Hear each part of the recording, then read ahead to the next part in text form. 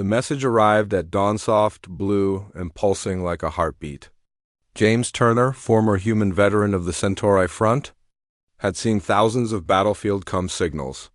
But this one froze him in place. It carried a single line from the Galactic Council Registry. On this day, per the sworn pact of Clan Dravhess, the inheritance of Lord Vraxian passes to human James Turner. James, read it 3 times. Rose, his closest neighbor on the terraformed colony of Arden 4, stepped onto his porch. She was a human biotechnician, quiet, brilliant, and someone who had learned to read him far too well. "Another veteran's nightmare?" she asked softly. He shook his head. "Something worse, or—" "Stranger." He handed her the glowing holoslate. Her eyes widened. "Lord Vraxian? The dragon lord you saved during the siege?" Rose whispered. James nodded. "I didn't save him for this. I didn't save him for anything in return." But Vraxian had been an alien unlike any James had ever met, towering, scaled, fiercely honorable. A friend made from fire and metal in the hell of war, and apparently, the Dragon Lord had kept his final promise. "If I fall human, my clan will owe you life, land, and legacy." James never imagined the alien meant it literally. The arrival the sky tore open at noon. A Royal Dravhess cruiser, crimson hull. Gold insignia descended with the thunder of a collapsing star. Rose stood beside James as the colony winds whipped around them. "You okay?" "No," he replied honestly. The cruiser landed. Steam hissed. The ramp lowered. 2 figures stepped out, even among dragonkind. They were breathtaking. One had emerald scales fading into soft gold, her horns shaped like flowing crowns. The other carried obsidian-black scales with sapphire veins glowing faintly as if lit from within. Both wore royal ceremonial armor, elegant, ornate, unmistakably morning attire. They approached James with the silent, lethal grace of warriors. The emerald-scaled woman bowed deeply. "I am Elisara, first widow of Lord Vraxian." The sapphire-veined woman knelt, an old, sacred gesture. "And I am Caliph, second widow of Lord Vraxian." James swallowed. Hard. Rose whispered, "Oh. Wow, they're not just emissaries." Elisara lifted her gaze. "Human James Turner, by the rights of the Dravhess Pact of Life Debt, our late husband's legacy transfers to you." Caliph extended a crystal containing swirling stars. "This includes his estates, his vast treasury." "And us," James nearly choked. "Excuse me?" Rose blinked fast, trying and failing to mask her shock. Elisara explained gently, "Our clan's oath binds us to honor the one Vraxian chose as worthy." "His final words named you?" Caliph's voice softened. "We mean no burden. If you refuse us, we will return in shame. But know this Vraxian trusted you above all." The wind fell still. James wasn't a man easily shaken, but this was too much. Rose stepped closer, her hand subtly brushing his arm. A silent grounding. He exhaled slowly. "Come inside. We need to talk."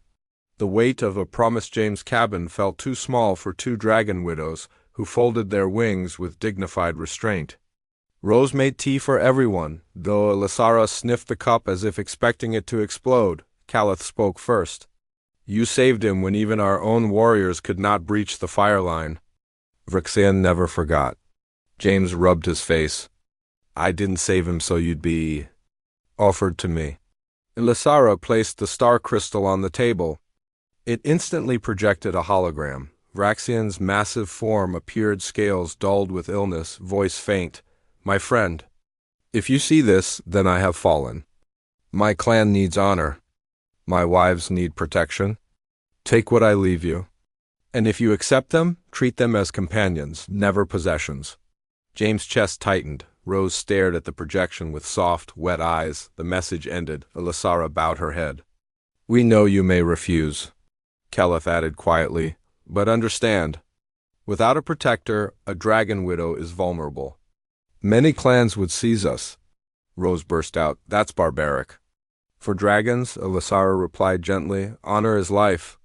James stood up. The decision felt heavy, but also clear. "I can't abandon Vraxian's last wish," he said, "but I won't own anyone. If you stay, it's as equals, as Family, if that's what you choose. Both dragon women bowed deeply, relief shimmering in their eyes. Rose exhaled a breath she didn't realize she'd been holding. New life begins within a month. James' simple cabin transformed into a grand estate Dravhess architecture fused with human warmth. Ilisara became a guardian of the homestead. Calith used her knowledge of alien crystal tech to create defenses, gardens, and light fields that danced like auroras and rose. She visited every day, sometimes to help, sometimes to learn. Sometimes because she found herself laughing more in their company than she had in years. She grew closest to Calith, who admired her boldness. "You are strong." "Human Rose," Calith told her one evening. "And your scent," Rose coughed. "Let's skip the scent stuff." Calith grinned, exposing sharp but friendly teeth. "As you wish." Ilisara, elegant and solemn, often spoke to James late into the night. "You humans love fiercely. Vraxian respected that about your species." James smiled faintly. He said the same. Day by day, the four of them built something strange and beautiful. Something that wasn't quite human, wasn't fully dragon, but wholly theirs. HFY moment. The Battle of Arden 4 threat came without warning. A rival, dragon clan, the Vornrith, sent warships demanding Vraxian's widows be surrendered. James stepped forward before Ilisara or Calith could respond. "Tell your warlord," he said through the coms, voice cold as iron, "that these women are under human protection." The Vornrith commander sneered. "You are one human veteran. We are an army." Rose whispered, "James, maybe don't poke the dragon literally." James smirked. "Watch this." He activated Vraxian's inheritance, a hidden orbital fortress armed with weapons humans had only ever theorized. The sky ignited. The Vornrith ships froze, scans reporting. Titan-class cannons locked onto their engines. James' voice dropped to lethal calm. "Leave now."